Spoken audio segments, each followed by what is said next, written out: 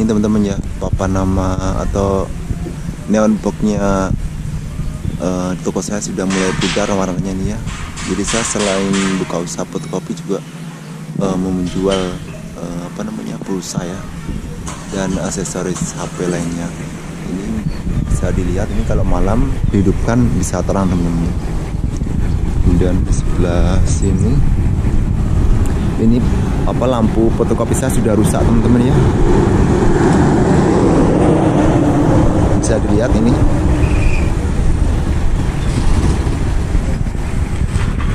Udah mereng, itunya udah ditali ya.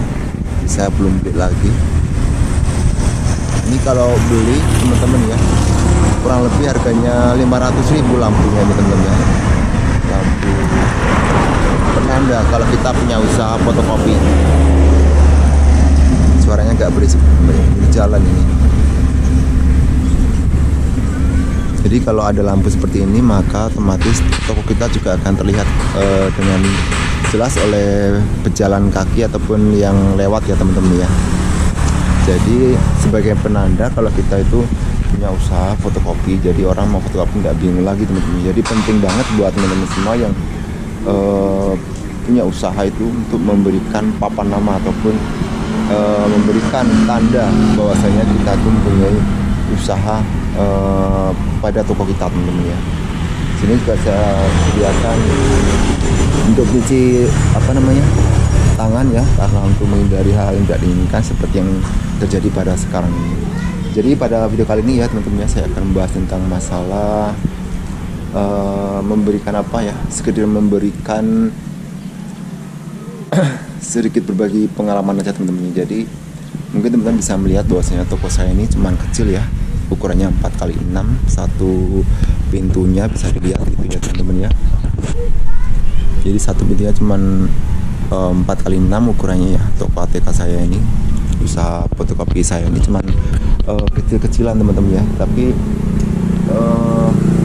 walaupun usahanya masih kecil seperti ini teman-teman, saya bisa ya membayar angsuran bank itu sekitar 4.500.000 teman-teman. Jadi saya dulu membuka usaha ini juga nggak lepas dari pinjaman bank ya teman-teman ya. Jadi dengan pinjaman bank angsurannya itu 4.500.000 dengan usaha saya seperti ini teman-teman ya, bisa dilihat. Nah seperti ini, dengan isinya pun yang cuman sederhana teman-teman ya, cuman seperti ini.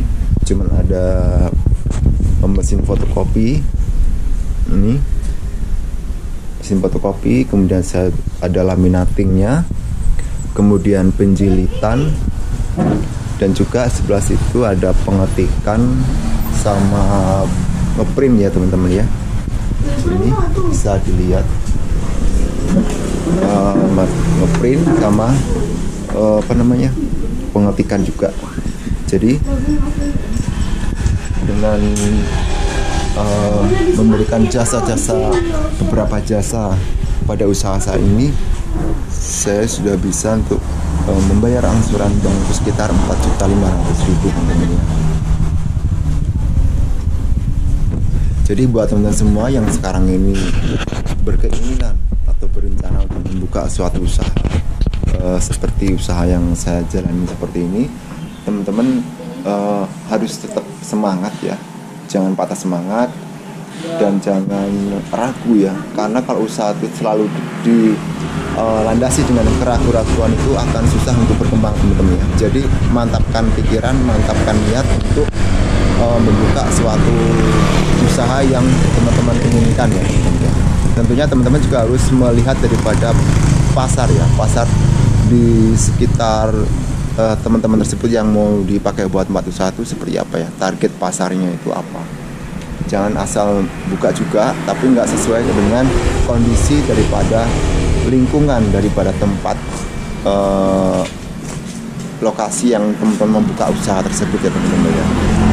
Jadi dalam hal ini satu hal yang teman-teman harus ketahui bahwasanya membuka usaha fotokopi dan ATK ini sebenarnya tidak susah ya, cuman yang penting adalah kita punya kemauan dan keinginan, pasti ada jalan buat kita untuk menjalankannya teman-teman ya. karena segala sesuatunya itu namanya juga usaha itu tidak ada yang instan ya, pasti perlu proses untuk pengembangan daripada usaha ya teman-teman. Masalah nanti itu akan mengalami kegagalan atau tidak itu urusan di belakang teman-teman ya. Karena kalau kita tidak mencobanya, kita tidak tahu hasilnya seperti apa teman-teman ya. Kalau kita cuma melihat ataupun berangan-angan, itu tidak akan ada hasilnya. Jadi itu harus dipraktekkan dan harus dicoba teman-teman ya. Jadi kalau memang teman-teman belum mengerti ataupun belum paham bagaimana menjalankan suatu usaha seperti usaha fotokopi dan ATK ini, teman-teman juga bisa sambil menjalankan usaha sambil belajar ya teman-teman. Saya juga seperti itu dulu. Jadi saya tidak menahu tentang dunia usaha fotokopi dan ATK ini ya. Tapi saya mencoba untuk terjun ke dunia ini sambil berjalan. Saya juga belajar ya bagaimana cara agar saya bisa menjalankan usaha ini dengan baik ya, dan tidak mengalami kebangkrutan ya teman-teman ya.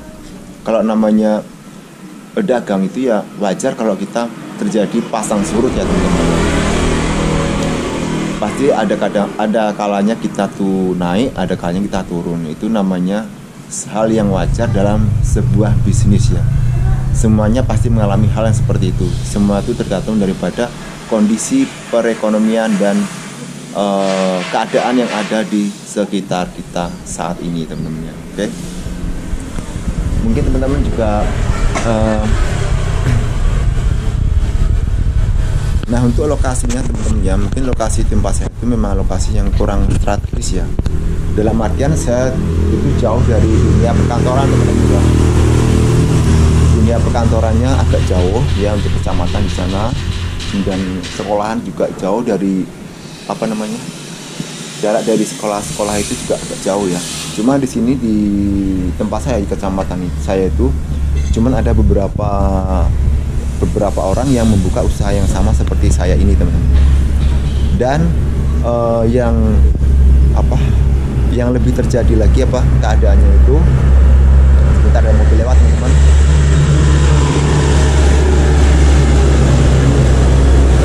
Nah teman-teman bisa lihat kan kondisi jalannya, ini memang jalan di pinggir jalan raya ya, pinggir jalan lintas provinsi teman-teman ya, dari arah ke Padang sampai ke Bengkulu sampai ke Aceh.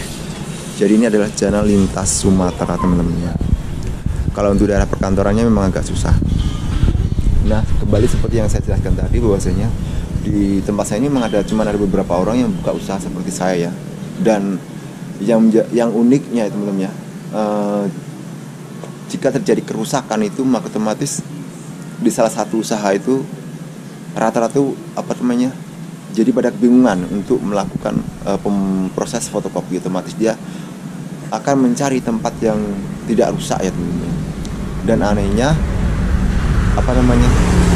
yang buka usaha fotokopi itu jika mesinnya rusak itu rata-rata pada rusak semua teman-teman ya.